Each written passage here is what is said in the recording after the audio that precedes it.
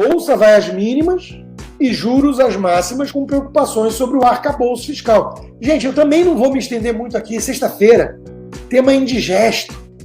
Ficar entrando em detalhes técnicos econômicos numa sexta-feira. Mas eu quero crer que uma das coisas que vocês gostam em mim é o meu poder de síntese. Assim que eu falei na Oeste Sem Filtro, ontem meu pai mandou uma mensagem falando: Rodrigo, pô, realmente suas análises são diferenciadas. Pô, pai é pai, tem que dar um desconto. Mas ele falou assim: você resumiu o negócio. E ele é de mercado, então ele entende do que eu estou falando. Mas é o poder de mastigar. Então eu não quero ficar me aprofundando muito. Tem uma análise bem feita do Marcos Lisboa. Veja, ex-ministro do PT. Ex-ministro do PT. Mas o Marcos Lisboa faz uma avaliação com algumas projeções e a conclusão é essa, né? Tudo muito aberto, não está muito definido de onde vem o equilíbrio fiscal, porque todo o arcabouço fiscal conta com uma premissa de aumento de receitas, sem explicar de onde. E você pode jogar um monte de coisa para fora do que é considerado o teto dos gastos, que não existe mais, que é considerado investimento, que é considerado gasto necessário em educação e saúde, só que gasto é gasto, dinheiro é dinheiro. Então eu vou resumir para vocês. Se uma família que tem renda e despesa vira e fala: olha, eu vou aqui apresentar meu plano para o banco. Eu sei que eu estou muito endividado, eu sei que vocês estão meio nervosos com o futuro, com a minha capacidade de pagamento de juros, de dívida, e eu estou quase na mão de agiota. Os juros é muito alto. Como eu não vou calotar, que é a sugestão do Ciro Gomes, deixa eu conversar com vocês aqui, gente. É o seguinte, olha só. Vou abrir minhas contas. Então, minha receita vai crescer 30% ano que vem. O banqueiro já vai olhar assim. Por quê? Não, presta atenção. Se não crescer, a gente faz uns ajustes lá. Mas vai crescer. Vai. Deixa de ser chato. Vamos adiante. Vai crescer. Então, eu vou limitar o crescimento da minha despesa a 70% desse aumento esperado da minha receita. Acompanha comigo. O banqueiro já está nessa hora pedindo um Rivotril. Aí, vamos lá. Sabe aquelas despesas todas que eu tenho? Pago a escola do moleque, o leite da criança, o seguro de saúde. Pô, isso tudo é necessidade de vida. Você não quer que eu fique sem esses gastos? E by the way, a casa tem que ter investimento. Senão ela cai, os cupins. Então, eu preciso estar sempre fazendo reinvestimento em infraestrutura. Vamos tirar tudo isso do que eu considero despesa. Acompanhou até aqui? Então, o que sobrou, a gente vai tentar equilibrar ao longo do tempo para não aumentar muito. Nessa hora, o banqueiro já infartou, virando assim: alguma hora eu vou receber o meu de volta? Isso é discurso de perdulário, irresponsável. Eu sou sempre justo nas análises. Eu sou honesto, eu não minto. O arcabouço fiscal do Lula, do Haddad, poderia ter sido pior. Eu não vou discordar disso. Poderia ter sido pior. Ele tentou fazer acenos ao mercado. Mas são isso. E apenas isso. Acenos. Para o Trabuco do Bradesco, que é lulista, virar e falar: não, foi muito responsável. Não se engane. A conta continua não fechando. E tem um monte de coisa ambígua, elástica, subjetiva, indefinida. Não é um arcabouço sério. É um calabouço fiscal que não vai inverter a tendência explosiva da nossa dívida sobre PIB, que é o importante para a nossa condição de pagamento. Daí, a Gazeta do Povo ter chamado a atenção que o resultado disso tudo deve ser aumento de carga tributária. E é óbvio, é um calabouço fiscal. Os caras estão contando com aumento de arrecadação. Só tem um problema. Só tem um pequeno problema. O problema do Brasil e do governo brasileiro não é falta de arrecadação. O Adolfo Saxida, ex-secretário de Política Econômica, um cara sério, economista liberal, amigo meu de longa data, em fevereiro, a arrecadação federal foi recorde histórico. Não falta dinheiro, não falta recurso. Mesmo assim, as contas públicas fecharam com o pior resultado para o mês da série. 41 bilhões de reais de rombo primário. Lembrando que essa coisa de primário é truque. Que família que pode virar e falar, não, isso é só um rombo primário. Vamos olhar só o primário. Não vamos considerar toda a despesa financeira que eu tenho para pagar os juros em cima de todo o estoque de dívida que eu já tenho. Isso consome mais 2% da tua receita toda, 3%. Não, mas esquece. Vamos falar do primário. Percebe os truques que só um ente do Estado pode lançar mão e sair impune? Qualquer um de nós, se tentar isso com o banco, vai estar frito. Então, o Saxida chama atenção para o óbvio.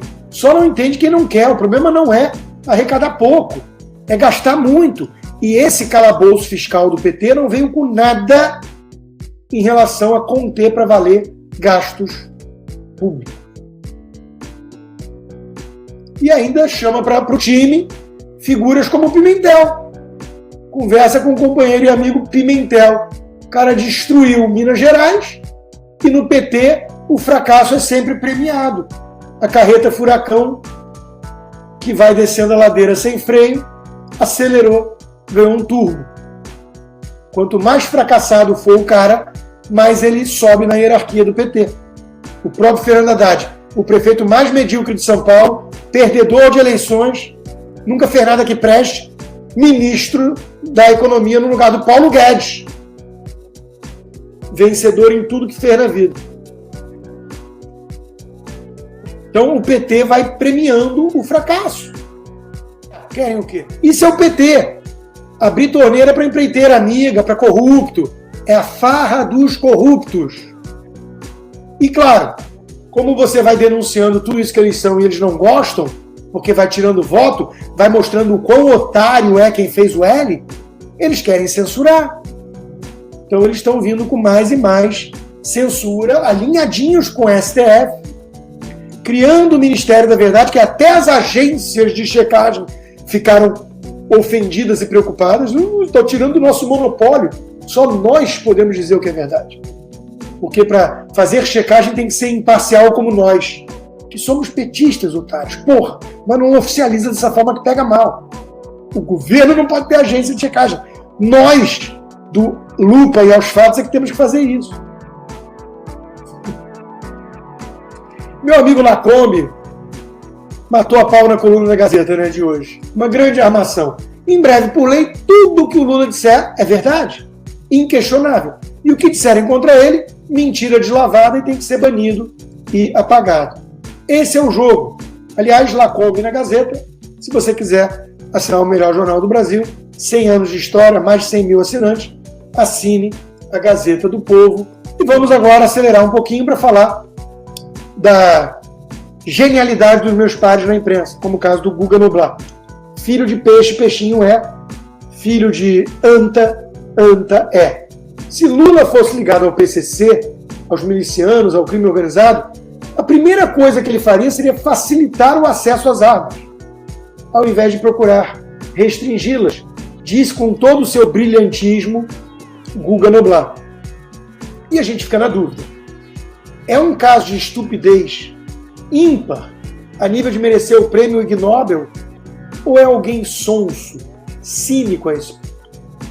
Porque, claro, a última vez que nós checamos, todo mundo do PCC fez fila, aderiu aos CACs e comprou as armas legalmente. E estavam reclamando da burocracia. Então estavam loucos que o Bolsonaro facilitasse isso para se armar melhor. Porque o nome marginal, que vem à margem da lei, claro que não quer dizer que o marginal vai comprar uma arma ilegal. Ele compra tudo dentro da lei, inclusive com cartão de crédito, registro, endereço certo. Né, Guga? Oi, Guga. Oi, Guga. Em contrapartida, Dino, aquele que sobe o morro, dominado pelo tráfico, com armas ilegais, sem escolta policial, foi avisado pela Polícia Federal antes do 8 de janeiro. Precisamos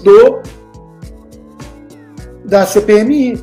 Precisamos do Congresso investigando a fundo isso. Eu tinha prometido falar da Verinha, né? Dino na Cova dos Leões, eis como a Vera Magalhães, respeitadíssima, imparcial, seríssima jornalista do Globo, avaliou a ida do Flávio Dino na CCJ.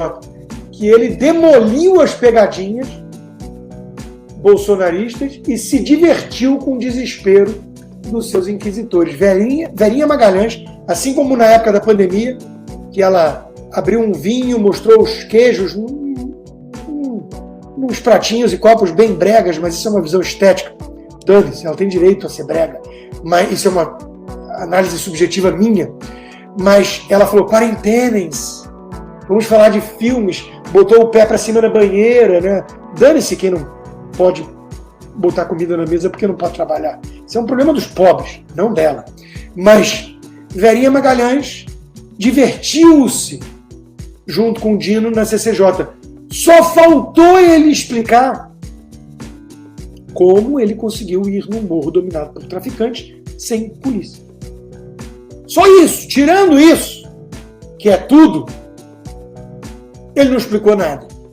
E Verinha acha que ele arrasou, porque, claro, ela é uma grande jornalista, imparcial, que faz análises seríssimas. É a cara da imprensa brasileira. É a velha imprensa. Quando você fala da velha imprensa brasileira, você pensa em Vera Magalhães, em Mira Leitão, em Reinaldo Azevedo. É por isso que estamos onde estamos.